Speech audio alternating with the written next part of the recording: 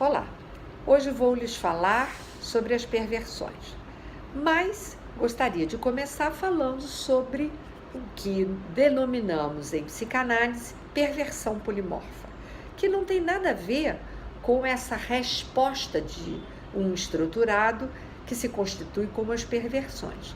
A perversão polimorfa é própria de todo sujeito e diz respeito a esse período da estruturação psíquica, esse período da infância onde o sujeito se apropria da fala e da linguagem, se inscreve no campo da fala e da linguagem, a partir dessa subversão que ele faz do mundo dos adultos.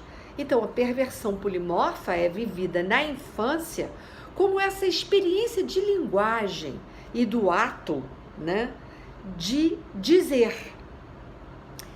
Então, é o que permite que a criança estruture seu mundo a partir da subversão que ela faz do mundo dos adultos, onde ela brinca de ser enfermeira sem o ser, onde ela nomeia as coisas do seu entorno com as palavras que ela fantasia para dar realidade àquilo que ela experimenta no campo subjetivo, Então, a perversão polimorfa é esse jogo da criança, esse sério jogo da criança, que vai permitindo que aos poucos ela vá se submetendo às leis do código e à lei que é efetivamente aquela que a faz, aquela que a torna falante,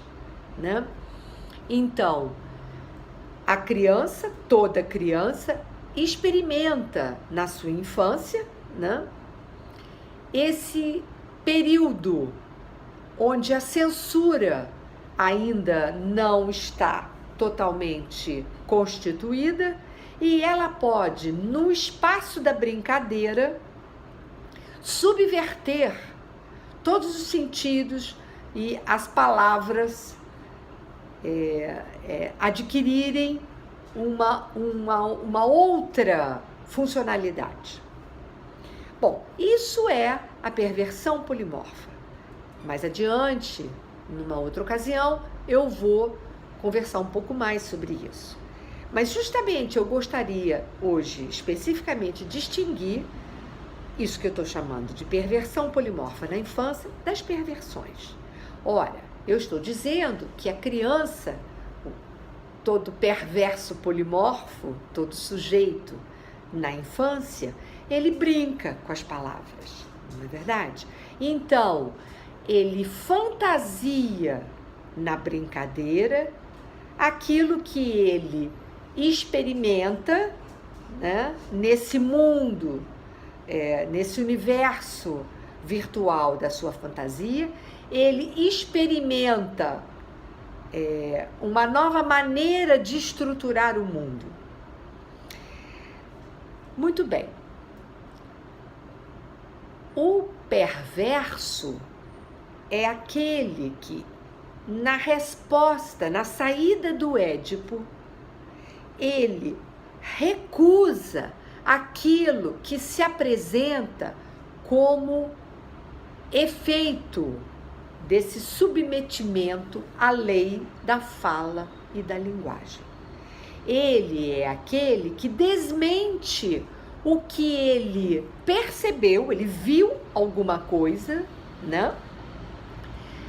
Ele viu o quê? A castração do outro, ele viu, portanto, como eu já havia falado que nós chamamos de castração, ele viu que esse outro não tem uma resposta para lhe dar, ele terá que elaborar uma resposta, Ele mesmo, o sujeito, terá que elaborar uma resposta, e ele recusa essa verdade que se apresenta.